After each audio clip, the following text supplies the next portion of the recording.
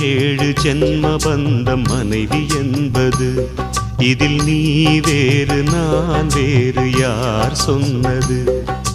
கல்யாணமே ஒரு தெய்வீகமே, சம்சாரமே அதன் சந்தோஷமே, ஒரு வானும் நிலவும் பிரிந்து வாழுமா?